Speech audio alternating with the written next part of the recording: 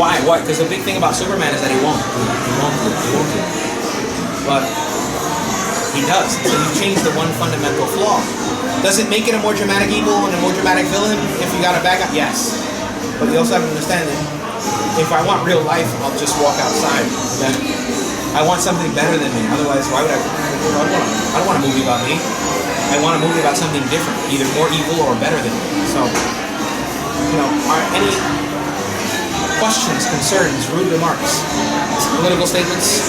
Well, I think that bad jokes. That moral relative. The very interesting thing about the argument for moral relativism, where there is no objective truth, is in and of itself an objective statement. Exactly. So it implodes upon itself. Oh, well, that's one of the fundamental philosophical arguments of it. There is no objective truth. You've just said an objective truth. No, yeah, you just did. You just said that. By the way, life doesn't exist that way either, right? I think I should be paid this much to your boss. Well, your salary is this. There is no objective truth. I believe I should be paid this much. He's going to look at you and say, okay, you're not getting paid. Get out. You're fired. You're crazy. There's your truth. Yeah, there's your truth. Let me see.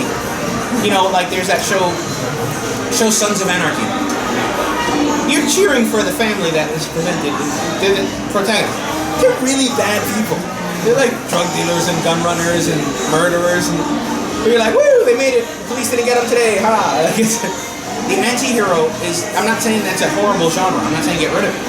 What I'm saying is be careful that it does begin to permeate your senses, and you start kind of believing it.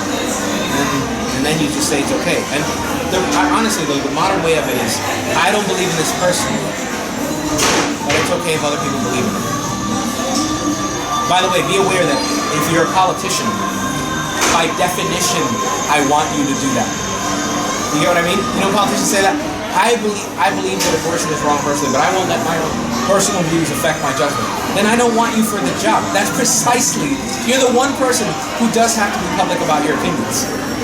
You get what I'm trying to say there? Because that's important, because you're going to hear it in a couple of months. As every Tom, Dick, and Harry announces their point of view for anything, realize that's their job, is to be public. That's like a police officer, like, well, I don't like crime, but I'm not going to stop you, sir. No, that's your job. A fireman running out of a burning building, that's dangerous. No, dude. Your job is to go back inside and go get some people or something. A politician is by far worse than anyone else, but also it's a lack of charity to not care about them. To just ignore other people who are... That's how you don't care about their life. Well, should I put in everybody's life? No. But there are times that you're invited to share and they're wrong, and you're like, all right, I guess so.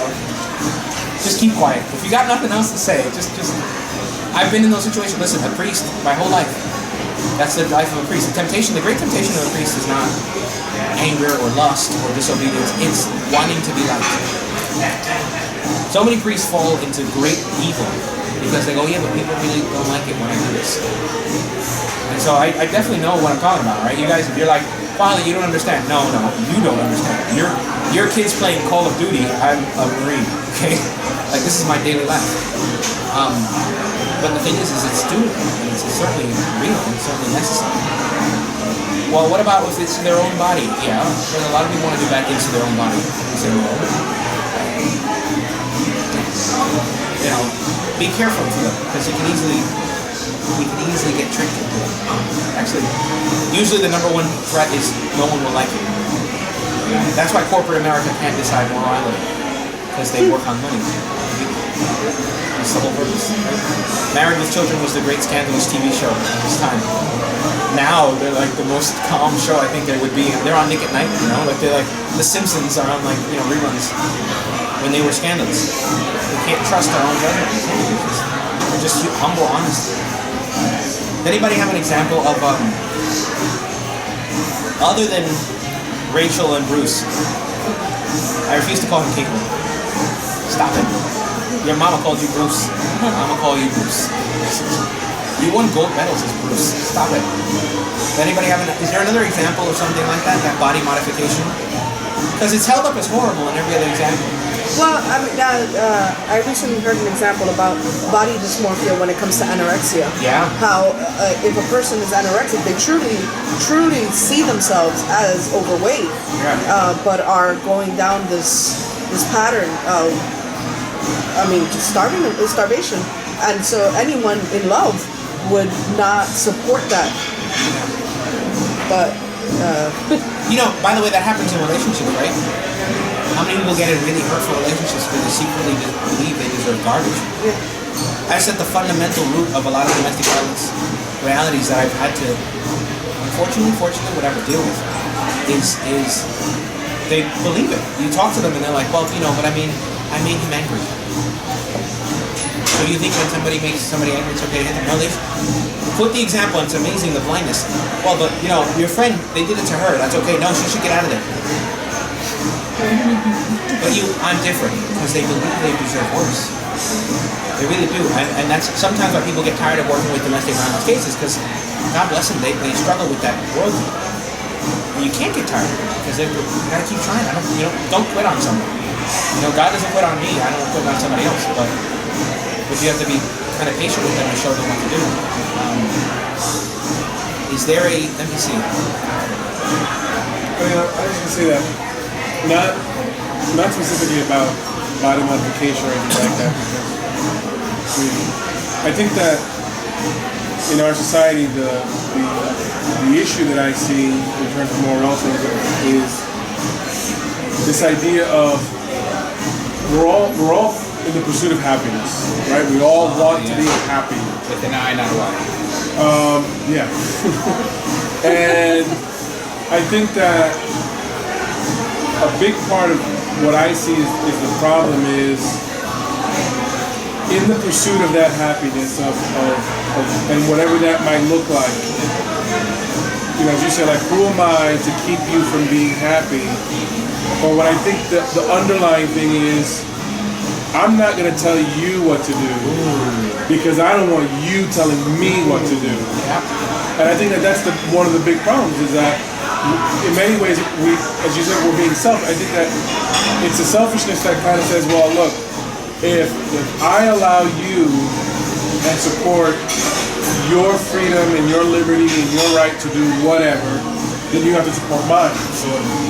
And mine might look like X, Y, or Z, and yours might look like, A, B, C. But we're agreeing to, you're going to do you, and I'm going to do me. And that's why, and Father Joseph and I have talked a lot about, one of the worst expressions that young people ever came up with is "do you," because it's essentially saying, "Go jump off a cliff." I don't care. Yeah. Right. And I don't know at what point we became a society of I don't care. Yeah. And that's what bothers me. And I've had this argument repeatedly with different people. They talk about, oh, it takes a village to raise a child. I'm like, well, it takes a village to maintain a village. You can't do this. You can't. We talk about it nostalgically about oh, when I was a kid, and I remember growing up and being on 173rd Street and 172nd Street and having people call me out by name because they knew whose kid I was. Oh, yeah. Right? And nowadays, God forbid, another parent tries to intervene when they see a child doing something that might be dangerous or what have you. And again, it's we've created these barriers where it's no, we're going to be out of each other's lives because I don't want anybody in my life, because I surely don't want anyone telling me what I can do.